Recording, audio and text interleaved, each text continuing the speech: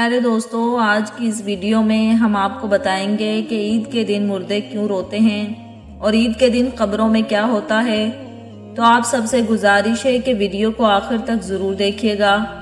प्यारे दोस्तों, ईद का दिन खुशी और मुसर्रत का होता है, लेकिन जैसे जैसे ईद के दिन नज़दीक आते हैं मुर्दे क्यों रोते हैं और ये दुआ करते हैं कि काश कभी ईद ना आए। हम लोग तो ईद की खुशी मना रहे होते हैं, लेकिन मुर्दे ही ना आने का गम मनाते हैं। कुछ मुर्दे ऐसे होते हैं जो ईद के आने पर बहुत दुख में आ जाते हैं और बहुत बड़ी मुसीबत उन पर आने वाली होती है। इस वजह से वो लोग बहुत परेशान होते हैं। आप सल्लल्लाहु अलैहि वसल्लम ने इरशाद फरमाया, अगर कोई शख्स रमज़ान के महीने में इंतकाल करता है तो उसके ऊपर अजाब नहीं होता और कब्र में उससे सवाल जवाब नहीं किए जाते, चाहे वो कितना भी गुनाहगार बंदा क्यों ना हो। रमज़ान में उसका इंतकाल हो जाए तो रमज़ान के महीने की बरकत उसको ये मिलती है कि रमज़ान भर ना उससे सवाल जवाब होते हैं और ना ही रमज़ान भर उस पर अजाब नाफिज किया जाता है। जैसा कि हदीस पाक का मफ़हूम है कि कब्र के अंदर मुर्दे के लिए जहन्नुम की खिड़की को खोल दिया जाता है और मुर्दा कब्र के अंदर जहन्नुम की तपिश को महसूस करता है। तो जो गुनाहगार मुर्दे होते हैं वो इस तरह से जहन्नुम के अजाब और गर्मी को कब्र के अंदर महसूस करते हैं। लेकिन जब रमज़ान का महीना आता है तो आप सल्लल्लाहु अलैहि वसल्लम ने इरशाद फरमाया, तो जन्नत के दरवाज़ों को खोल दिया जाता है और जहन्नुम के दरवाज़ों को बंद कर दिया जाता है। कब्र से अजाब को उठा लिया जाता है और अल्लाह ताला की रहमतों का नुज़ूल होता है। उससे मुर्दों को बड़ी राहत मिलती है। रमज़ान के आने से मुर्दा बड़ा खुश हो जाता है कि हमारे ऊपर से अजाब उठा लिया गया है। जो कब्र के अंदर हमारे जहन्नुम के दरवाजे खुले हुए थे वो दरवाजे बंद कर दिए गए हैं, तो वो मुर्दा बड़ी राहत महसूस करता है।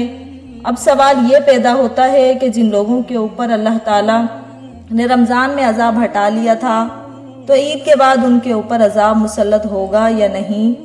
कुछ मुर्दे तो ऐसे होते हैं जिनके ऊपर अजाब नाफिज नहीं किया जाता, लेकिन बहुत सारे मुर्दे ऐसे होते हैं जिनके ऊपर ईद के दिन जैसे ही रमज़ान का महीना ख़त्म होता है फ़ौरन ही अजाब शुरू हो जाता है।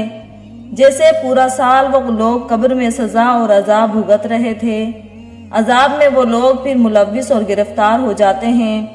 बाज़ उलमा फरमाते हैं कि जब कोई इंसान रमज़ान के महीने में इंतकाल करता है और उससे कब्र में सवाल जवाब नहीं होते और जब ये एक मर्तबा किसी पर से अल्लाह ताला अजाब उठा ले तो फिर दोबारा उन पर अजाब नाजिल नहीं करता, बशर्त के उसके लिए कोई इसालो सवाब कर रहा हो या मग़फ़िरत की दुआ कर रहा हो। हर मुर्दे को उसके अमाल के मुताबिक सज़ा दी जाती है।